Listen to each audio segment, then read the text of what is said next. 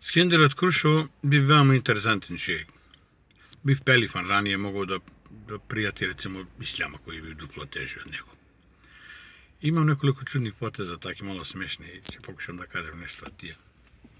Nezafet kad se ženi sin njegov i nebed mu udaraje, on uživa, znaš, kao domaćin svetija, vađa čanta da ga časti nešto, svirlađije ogledaje, on između svirlađije zaminjuje, pravac i toga što nosi tarđuk petuje po cigane šovika, nema uparena kapa. Ovo se šokiravo istorija, nikad ne počastim nikoj, pa i mi smo začuli, a svirlađije da ne zbori me već. Drugom prilikom Kosivna granica tamo, vojnici neki došli, patrolovati, pa ispuše pa na cigaretu nego. I oni, da bi počnem razgovor, eto čisto, bez nekoj šer, nešto, gdje prašao koliko vas ima na granicu, kako ste naoružani. Mu rekli, alo bre, stari bre, nemoj da te vežemo, bre, to je vojna tajna, bre.